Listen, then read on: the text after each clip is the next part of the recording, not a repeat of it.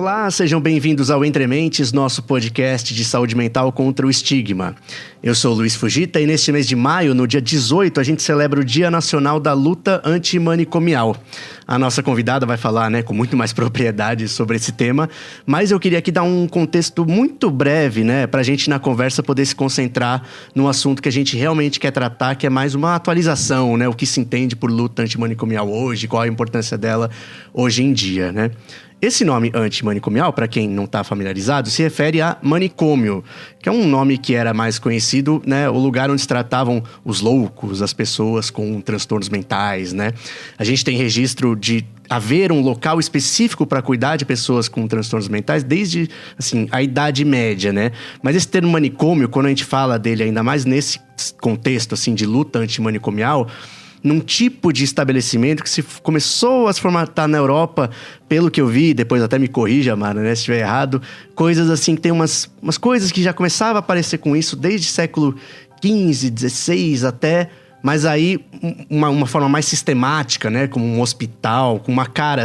que é o que a gente já começa a visualizar como um manicômio, é mais para o século XIX, eu acho, pelo menos estabelecido, O que vai marcar esse modelo é muito a privação de liberdade dos pacientes e o uso de o que a gente hoje reconhece cabalmente como maus tratos, E que na época se fingia que serviam de tratamento, ou então não se fingia nada, porque o interesse não era tratar coisa nenhuma, era só largar lá mesmo, O hospital psiquiátrico desse tipo é muito recorrente em filme de terror, E é engraçado que, na verdade, a realidade não é tão distante do que a gente vê em filmes de terror, Tirando a parte sobrenatural, o horror mesmo, de muitas agressões, cela, corrente, comida estragada, enfim, nenhum tipo de cuidado de fato, existia nesse lugar.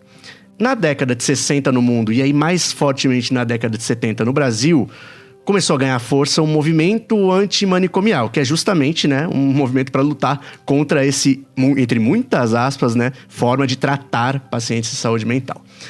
Tem muitos agentes, muitas entidades que foram importantes, Como eu quero deixar essa parte muito breve para a gente conversar logo, não vou poder citar exatamente, Um dia a gente faz um especial sobre a história do movimento antimanicomial. Mas, um marco muito importante no Brasil é 2001, que veio uma lei, uma lei federal da saúde mental, que começou a estabelecer mais ou menos o modelo que a gente tem hoje. E aí, diante disso, a gente pergunta, bom, então por que faz sentido hoje a gente ainda falar, da impressão que então vencemos, a luta antimanicomial ganhou. Tinha aquela coisa horrível lá da Europa do século XIX, aí veio essa lei, não é mais assim. Legal, conseguimos. Não é bem assim, A gente tem por que estar fazendo esse episódio e não é só para relembrar, uma coisa histórica. Tem coisas atuais sobre as quais a gente precisa conversar. E a gente vai falar então, com a Mara Isa Coracini, que é psicóloga e trabalhadora da saúde mental. Muito obrigado, Mara, por ter topado conversar com a gente sobre esse assunto. Obrigada eu, Luiz. Mara, começando nossa conversa então, Ainda existe no Brasil algo parecido com esse cenário que eu falei, e que as pessoas até visualizam com celas, pessoas quase como zumbis ali, às vezes altamente medicadas, ou só às vezes abandonadas num estado que o próprio transtorno delas deixa elas abandonadas. Isso ainda tem no Brasil? Acredito que sim, eu não posso te afirmar com toda certeza, mas em 2001, quando veio a Lei Paulo Delgado, começou o processo de fechamento desses hospitais psiquiátricos e dos manicômios por todo o Brasil.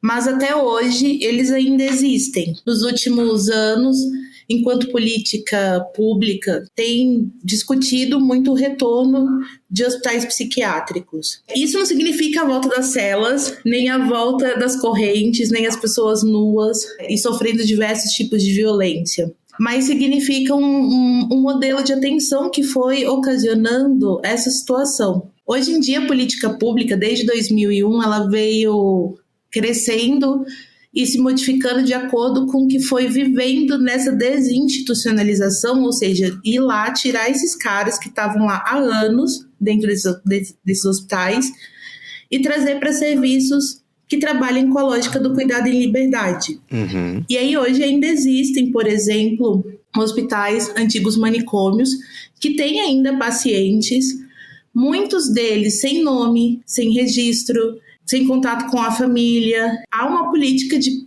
buscar essas pessoas e trazer hoje para o que a gente chama de serviço terapêutico residencial. Uhum. Onde essas pessoas vêm, são inseridas numa casa e voltam a conviver em sociedade. Então, acredito que esses lugares ainda existam, sim. Embora eles ainda existam, né, a gente imagine, não é exatamente naquela quantidade, né, que eu acho que foi o que motivou o movimento a começar, né? Tipo, aquilo era o padrão, digamos, de tratamento. Essa lei já até propunha, né, a extinção deles. Nesse sentido, eu imagino que ela tenha sido, né, bem sucedida, né? Acho que se houver, são coisas pontuais, em lugares, né, de mais difícil acesso, não é naquela magnitude que a gente tinha antes. Mas então, né, a que serve a luta antimanicomial hoje, se não é especificamente contra essa entidade do hospital psiquiátrico de filme de terror, né? Eu acho que é pela reinserção da pessoa com transtorno psíquico ou com sofrimento psíquico grave em sociedade. A gente sabe que a história dos manicômios não era só para quem tinha uma determinada loucura, né? As pessoas negras, leprosas, homossexuais, mulheres que não aceitavam se casar ou que engravidavam, eram de famílias ricas.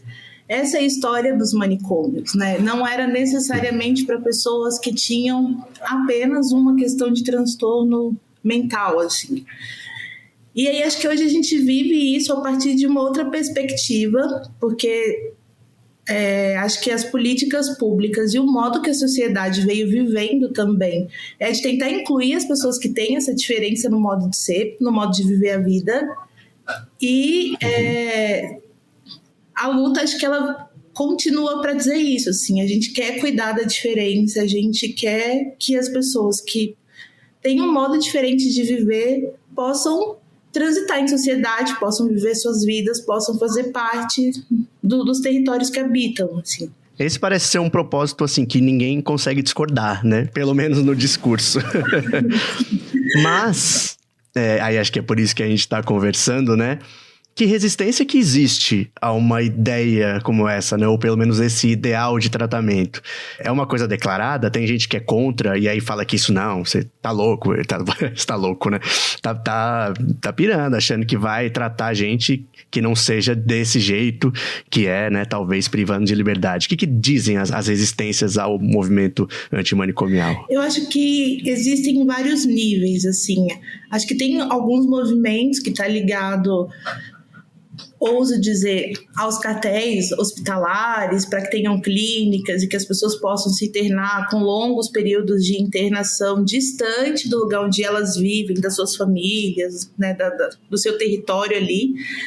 E como esse sendo o modelo ideal para cuidar de alguns transtornos psíquicos, excluindo mesmo da sociedade.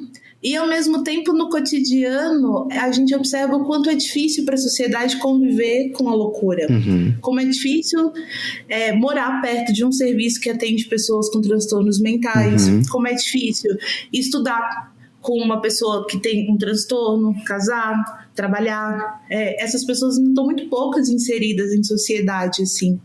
Então, acho que o manicômio ele acaba tendo agora um status mental mesmo, cultural na nossa sociedade. Uhum. Existe ainda um desconforto mesmo, assim, conviver com essas pessoas de fato. É mais fácil deixar elas num lugar, assim, que a gente não veja e não precise se relacionar. Meio isso.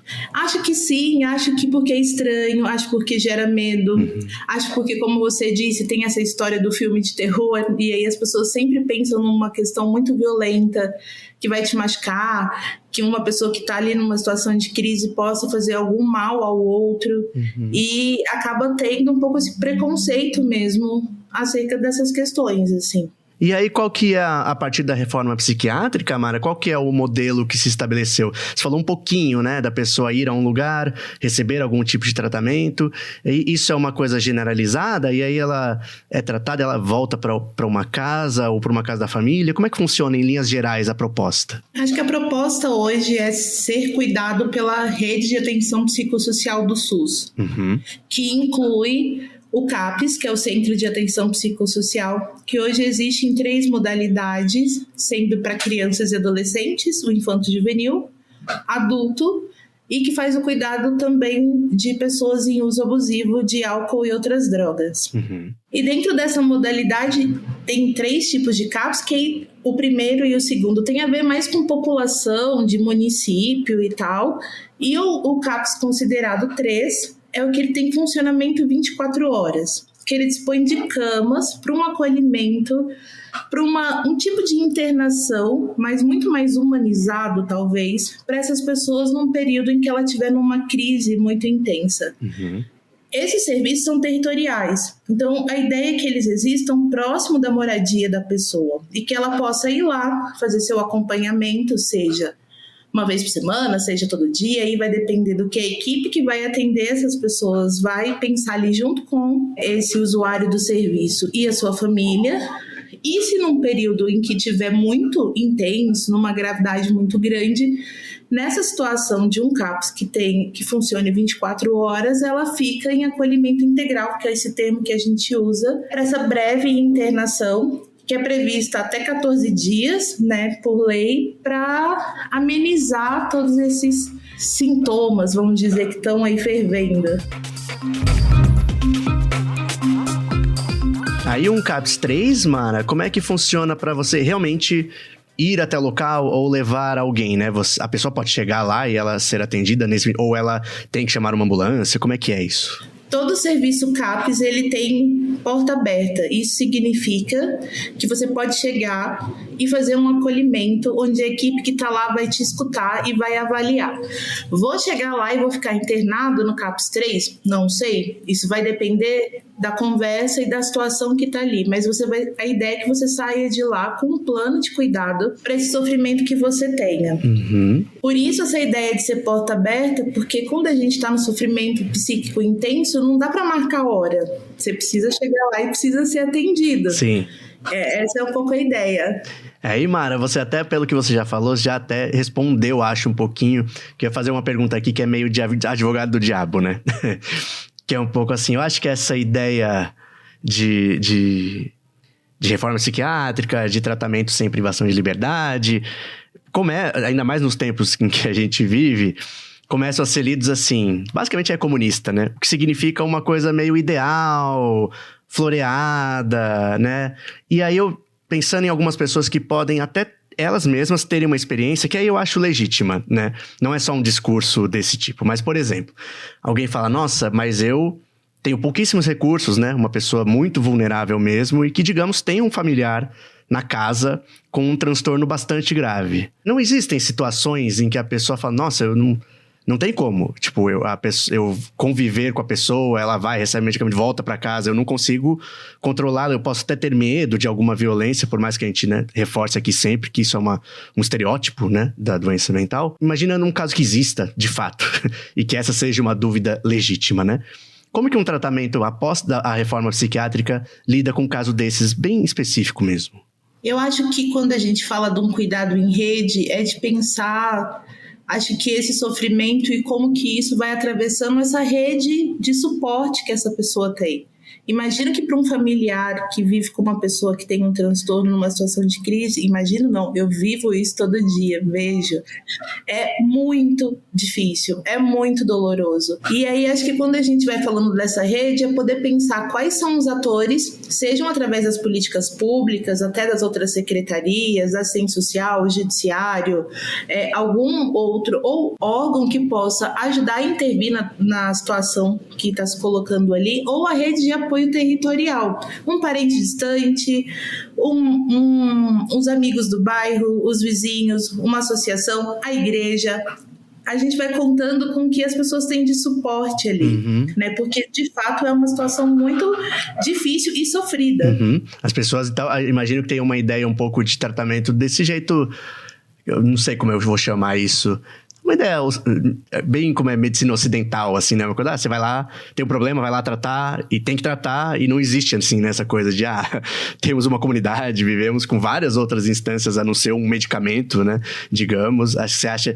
Trabalhando assim, você sente que é o que o pessoal, até entrar pelo menos nesse ciclo, tem um pouco essa ideia, tipo, ele tem esse problema, o que eu faço com ele para curá-lo, digamos, alguma coisa assim? Sim, porque eu acho que a saúde mental, a nossa saúde mental, ela não é... A gente não cuida dela como a gente cuida de uma dor de cabeça. Eu tomo um analgésico e a dor de cabeça passou. O analgésico não deu, eu aumentei a dose, mudei o remédio e passou. A saúde mental não funciona assim. Ela tem, muitas vezes é preciso, né, de uma terapia medicamentosa, de um acompanhamento muito rígido e naquela situação, mas é importante ter calma, né? Porque é um processo. As questões que a gente vive com a nossa saúde mental se dão através das relações que a gente tem com o mundo, com as pessoas. Então a gente precisa olhar para essas relações que a gente tem para ajudar que aquele sujeito que está em sofrimento possa ali se reorganizando e se sentindo um pouco melhor. Então é um acompanhamento longo. E cura é uma palavra que é muito difícil e que praticamente a gente não pode pensar e trabalhar ou sentir quando se tem um transtorno mental grave, assim. Uhum. Acho que é legal que você dizer, porque essa comparação com tem uma dor de cabeça, toma um remédio, vai, né? É diferente. Mas é diferente também até de uma coisa que pode ser mais complexa, né? Uma pessoa pode passar por uma cirurgia de cérebro, uma coisa altamente complexa, e que vai se encerrar ali, né? Ou seja, até isso é mais simples nesse caso do que a gente tá falando, do que algum transtorno mental, né? E o transtorno mental a gente não consegue ver através de um exame. Muitas pessoas chegam e falam, a gente precisa de um diagnóstico, vamos fazer um exame para ver, né? Não vai sair no exame, no raio-x ou no exame de sangue. Ô Mara, pelo seu trabalho, você trabalha, né, num CAPS-3, justamente, que você mencionou, que é esse, né, dos 24 horas de cuidados emergenciais. E aí, na nossa cabeça, pelo menos na minha, eu imagino que seja um que você vê muita coisa, né, e casos muito difíceis, né? Você recebe, uma parte do seu trabalho é assim, com pessoas que nunca frequentaram um CAPS, estão indo pela primeira vez, e aí você precisa ter um trabalho também educativo dele e da família. Queria saber um pouco como funciona isso.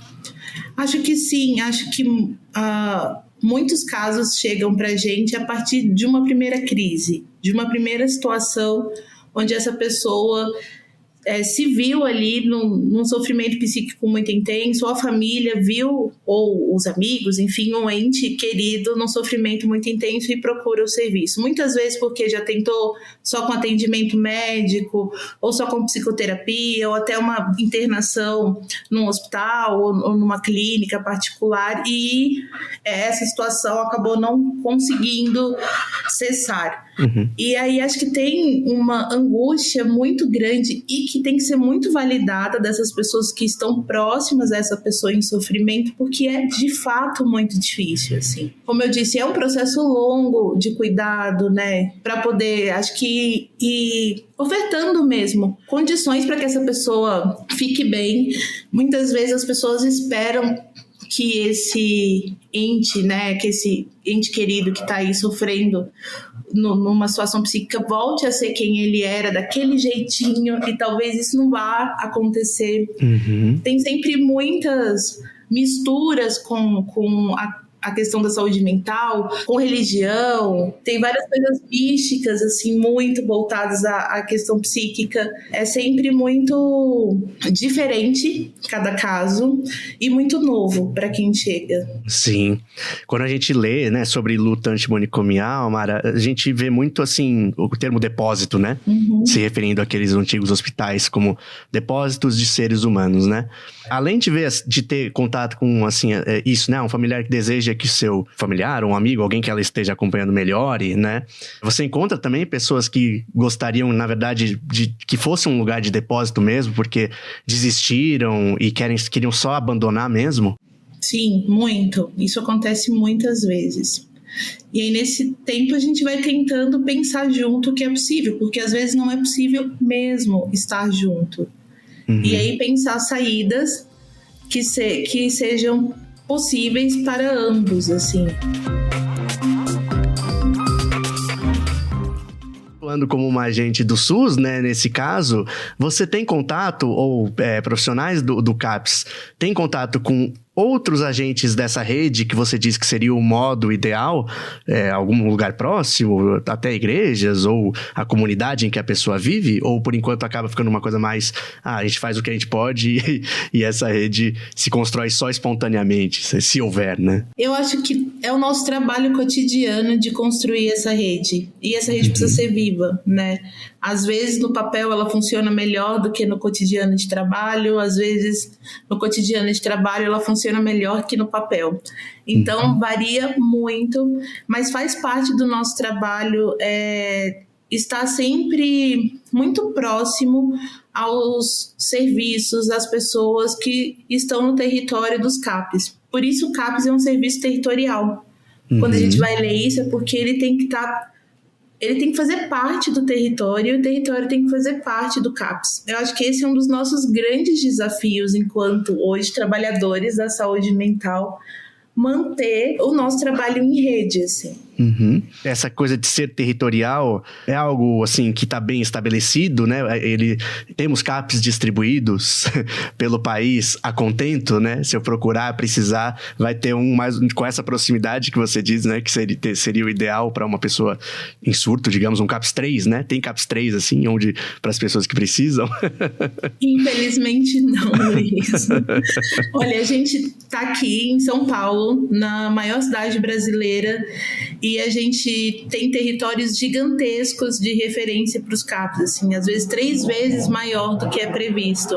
Nossa. E quando a gente sai daqui e vai para o interior aqui em São Paulo, e vamos pensar, São Paulo é um estado rico, que tem bastante investimento na saúde pública.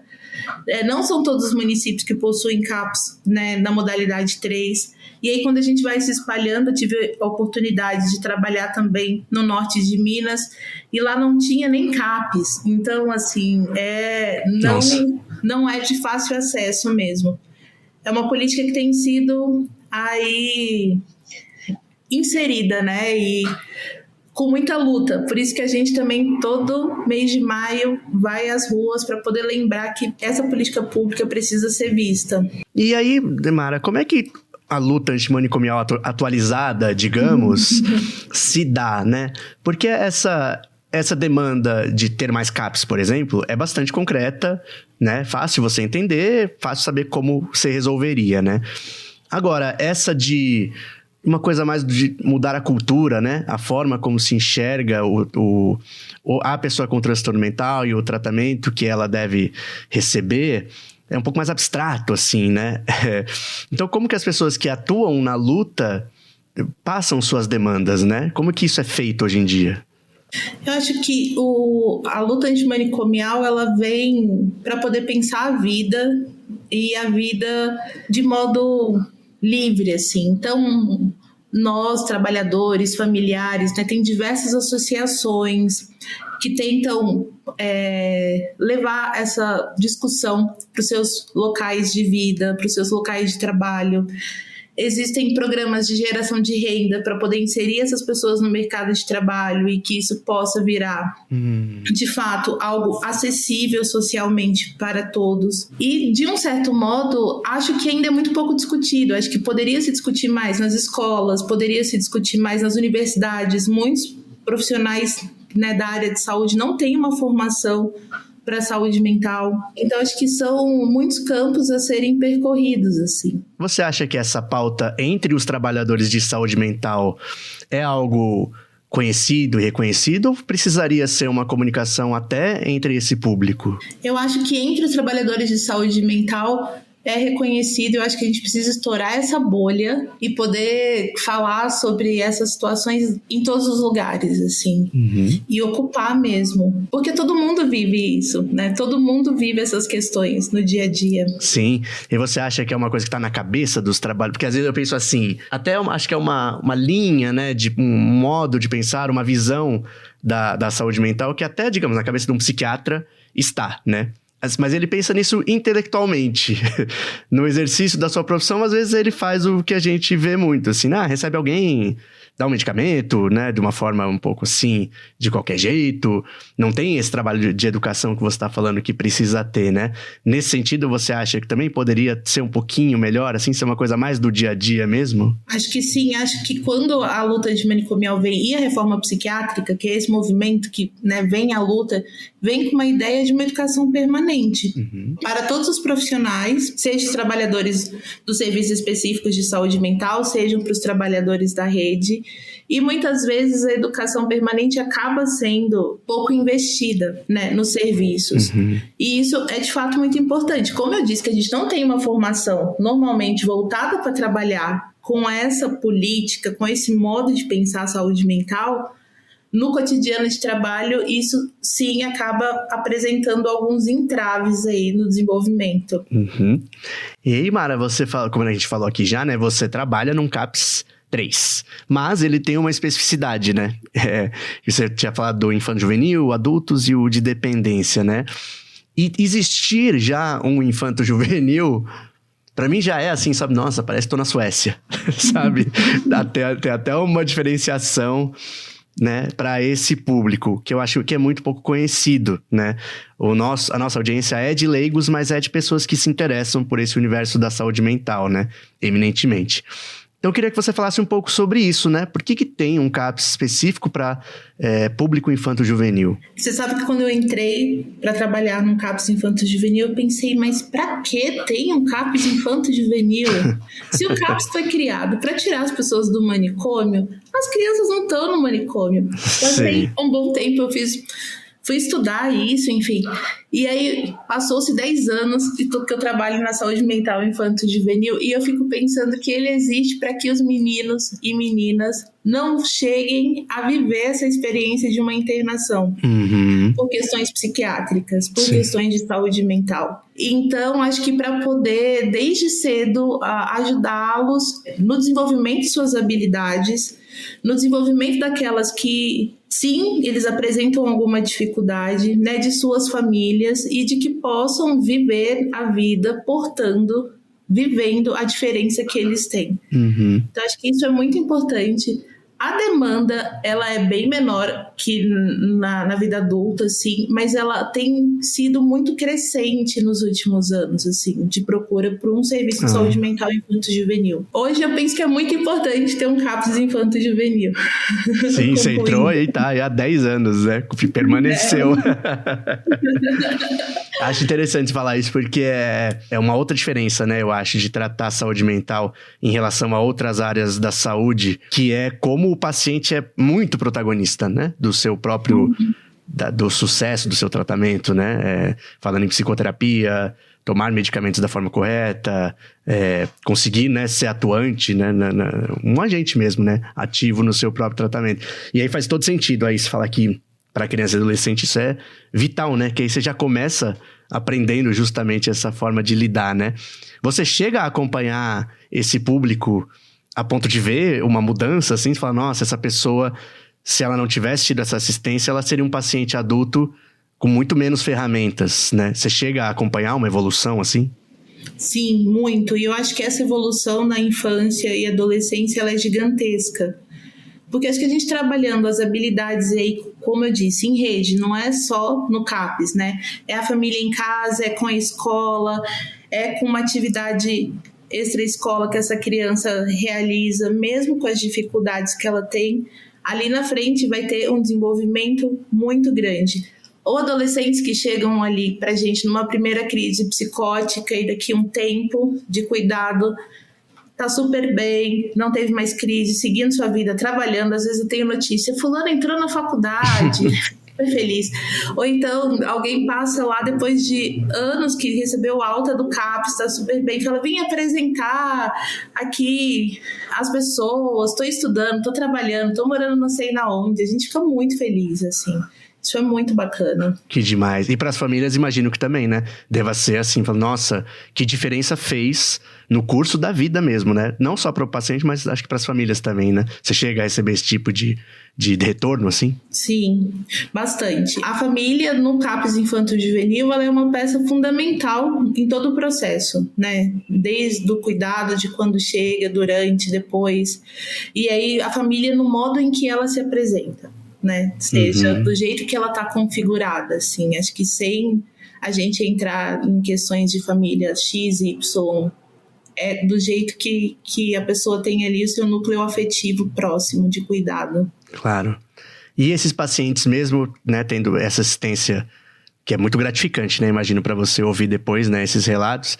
Eles também às vezes trazem histórias de que o preconceito dificulta muito, né? Eles manterem uma vida como a gente imagina que poderiam ter? Certamente. Acho que é isso, assim, embora a gente pareça distante, ao mesmo tempo a gente já caminhou muito, assim, a gente já tem muitas pessoas que têm transtornos psíquicos graves convivendo com a gente, muitas vezes a gente nem sabe, porque não é para saber, Sim. porque isso não é para vir de uma forma relevante, assim. E acho que a gente vai construindo essa autonomia para que essa pessoa possa avaliar nesse momento em que ela tá e dizer, agora eu preciso parar um tiquinho isso aqui que eu tô fazendo, porque eu preciso me cuidar, porque eu sei que talvez vai dar ruim, né, ali daqui a pouco.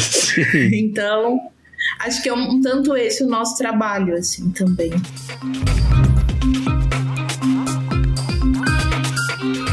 Mara, para finalizar a nossa conversa, eu sempre deixo um espaço, né, para a pessoa comentar algum tópico que você acha que talvez a gente não tenha dito e que é importante, ou alguma mensagem que você ache legal ficar, né, principalmente para as pessoas que ainda têm uma visão assim de medo, né, de preconceito, discriminação com um paciente de saúde mental, né? O que você poderia deixar para a gente? Acho que, no geral, procurem conhecer os serviços, procurem conhecer como funciona na sua cidade, no seu bairro. Acho que se tiver algum conhecido, alguém da sua família, algum vizinho que está passando por essa situação, acolha e escute. Sempre escute. A gente precisa muito dar lugar de fala para as pessoas, para a gente poder entender de onde ela está falando. Eu tenho chegado a uma conclusão, nesses anos todos, e aí trabalhando com a infância e adolescência, que a gente precisa ouvir mais as pessoas, porque senão as pessoas adoecem de não poder falar. De poder tentar conhecer, se tiver aí um CAPS no seu território, um SECO, que é um negócio muito legal também, que é um equipamento da rede. Vá conhecer, vá trocar uma ideia, né? Acho que procure, se tiver também precisando. Isso é bem importante. O que é o SECO? O SECO é um serviço que trabalha com geração de renda, cultura, arte-terapia no território. Ele é específico aqui do município de São Paulo, mas nas outras cidades, nos outros estados, tem outro nome. Então, cada lugar foi dando um nome. Sim. Mas ele faz parte da rede e é um lugar onde que vai tentando reinserir de fato na sociedade, através do mercado de trabalho, através de atividades culturais. É bem legal. Boa. Maraísa, muito obrigado pelo seu tempo, né? A gente gravando aqui num pré-feriado. Tô segurando você aí pra ir descansar, né? E no seu caso ainda para suas férias, né? Obrigado por ter colocado mais um compromisso profissional aí pra atender a gente. Muito obrigado mesmo. Eu que agradeço, Luiz. Pra gente é sempre muito importante poder ter espaços assim pra poder falar de saúde mental e da luta antimanicomial. Obrigado, pessoal, por terem ouvido mais esse episódio. Para quem ouviu até aqui, eu quero avisar que logo depois dos agradecimentos, eu vou fazer um anúncio aqui de uma ação que a gente vai fazer no nosso Instagram. Então, se você ainda tá por aí, aguenta um pouquinho mais, né, que eu vou avisar o que é que a gente vai fazer por lá. Primeiro, eu queria agradecer a Andrea Werner, que é a nossa entrevistada do episódio passado, né? Sobre pais de filhos autistas. Ela foi muito carinhosa depois da divulgação do episódio, né? Elogiou a entrevista, compartilhou, né, nas redes dela. Pra gente é sempre importante alguém que tem um alcance grande como ela, né? Falar da gente e falar dessa forma, né? Dizendo que gostou, que achou o programa bom. Né, um assunto delicado pra gente, é sempre difícil a gente ficar imaginando se a gente fez a coisa certa, de uma forma respeitosa, né, e à altura do que o assunto merece. Brigadão, Andréia. O Gabriel de Bem mencionou a gente nos stories dele, o Kleber Túlio também, né, divulgou esse episódio sobre pais de filhos autistas também nos stories dele.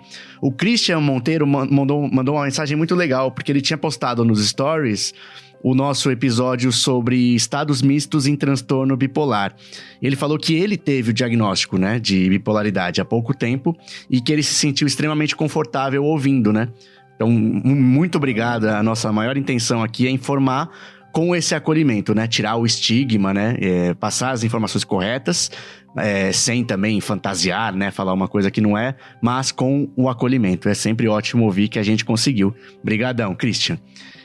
E só reforçar aqui que a gente ainda tá devendo uma correção que eu mencionei no final de algum episódio sobre o burnout, né? Que a Anne Emanuele falou uma questão que é até o tema de mestrado dela, né? Então ela falou, tem uma pequena imprecisão, uma correção para fazer. Eu disse que a gente vai colocar, né, na descrição do episódio essa correção, ainda não fizemos, mas não ficou esquecido, tá, Anne? Se você estiver ouvindo aí, não caiu no vazio, né, no esquecimento a sua mensagem.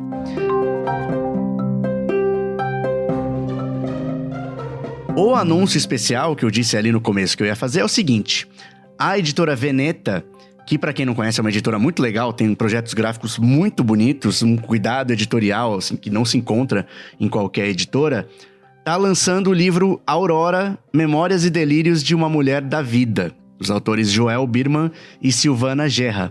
Eu vou ler aqui a sinopse, né, que eu acho que é o mais fácil para vocês entenderem do que eu aqui ficar contando, até porque o livro ainda não foi lançado, então eu não li. Acho que o jeito mais fácil de vocês entenderem do que se trata é lendo a sinopse da própria editora. Nascida em 1896 em São José dos Campos, Aurora Cursino dos Santos foi prostituta, tentou ser doméstica, viveu em albergues até ser internada no complexo psiquiátrico do Juqueri em 1944. Lá, ela criou uma obra pictórica de mais de 200 quadros. Transitando entre os campos da história da arte, da psicanálise e da literatura feminista, Aurora, Memórias e Delírios de uma Mulher da Vida é também um importante documento sobre a condição da mulher no Brasil no século XX.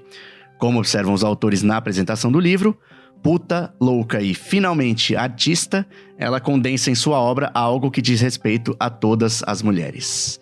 Recomendo a vocês, né, não só ouvirem essa sinopse, mas irem lá no site da editora Veneta, que já tem alguns prints, né, algumas imagens, tanto das obras, né, que tem no livro, quanto da parte escrita dos autores. E a ação que a gente vai ter é que a gente vai sortear um exemplar do livro, né? Acho que dava para imaginar que seria isso, entre os seguidores do nosso Instagram.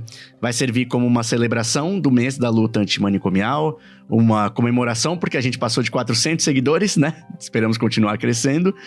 E uma divulgação da literatura sobre saúde mental com esse viés que não é estigmatizante, né? E pelo contrário, do reforço das possibilidades, dos talentos da pessoa com transtorno, da necessidade, né, de você tratar as pessoas que não seja da forma que a gente falou aqui, né? Como acontecia muito até o século XX, inclusive. Nesse momento que a gente está lançando o episódio, né, 4 de maio, o livro está em pré-venda, como eu falei, e ele só vai começar a ser enviado, mesmo para quem comprar, a partir do fim de maio. Então a gente aqui vai pensar em como vai fazer essa ação, né, como vai sortear, selecionar quem ganhou o livro, e aí de qualquer forma, mesmo que isso aconteça ali no meio de maio, o envio vai ficar só pro fim do mês, tá? Mas a gente relembra isso quando a gente for fazer o post falando dessa ação. Por fim, eu quero agradecer muito a Letícia, da própria editora Veneta, que recebeu o nosso pedido de parceria, né, para essa ação, respondeu com todo carinho, com muita atenção, propondo coisas, falando até, né, pra gente falar com a Silvana, uma das autoras. Adorei, né, a sugestão, vamos atrás disso também. Mesmo a gente sendo um canal relativamente pequeno, né? Não é aquela resposta automática ou negando porque avaliou que só tem 400 seguidores, então pra eles não vale a pena, né? Agradeço muito essa recepção que você deu pra gente, Letícia. Pra gente é emocionante fazer algo do tipo, né? Significa que o nosso trabalho é respeitado e eu espero muito que seja legal também pra editora. É isso, pessoal. Fiquem ligados aí, então, no nosso Instagram, né? Chamem mais pessoas para seguir. A gente quer crescer muito mais ao longo desse ano, né? É o @EntreMentesPodcast. Até a próxima.